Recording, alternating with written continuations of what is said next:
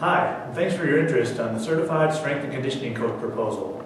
We hope this video provides additional insight on the benefits to our student athletes and the rationale of why our administrators fully support sponsoring this proposal. If you have any questions after viewing, please don't hesitate to contact me.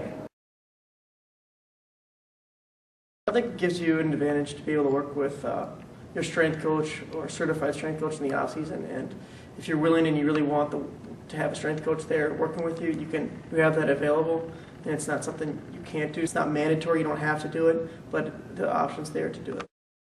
I'm one of the presidents for our SAC at St. Thomas, and we brought it up at our meetings, and we got some great feedback on the rule change because it gives everyone a great opportunity to work with their strength coaches.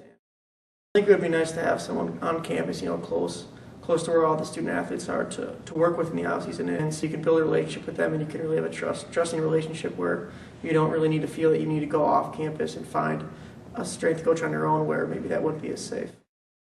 1, decrease their risk of injuries, and 2, increase their athletic abilities. Also, you're going to have an opportunity for them to learn from a qualified individual's year-round, systematic, periodized strength and conditioning program that will benefit them, and not just looking at reading things in magazines or trying the new, latest, hottest trend that's out there.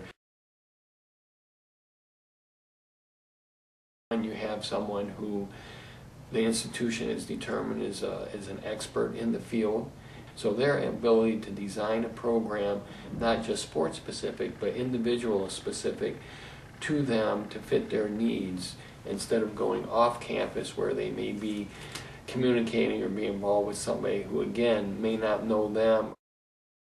And with the economy being where it is currently, cost is always a factor. The expense of schooling is quite high, and now we're adding on, we have a professional here on campus, but we're adding on the expense and saying that our student athletes can't access that person because of whatever the rules are. It again drives that cost of education up, or success of that student athlete who wants to strive to improve and get better. Prevention of athletic injuries and also rehabilitation. The strength coach takes what we do in the athletic training room and implements it in the strength center.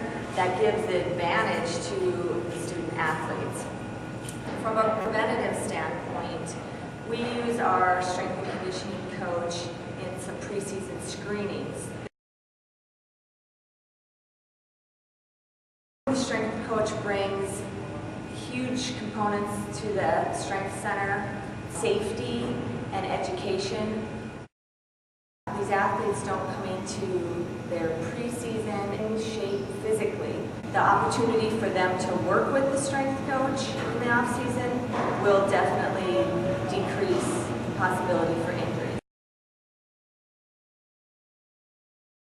The strength and conditioning proposal allows institutions to fully utilize the strength and conditioning coaches on their campuses. While a strength and conditioning coach may conduct a workout for non-athletes on campus at any time of the year, student athletes are not permitted the same service of the institution. This has forced student athletes to look outside of the institution for guidance and training. This legislation allows student athletes access to the same services available to the general student body.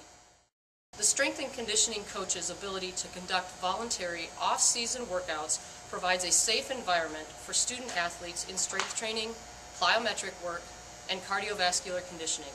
This proposal allows student athletes access to an engagement with another staff member outside their playing season.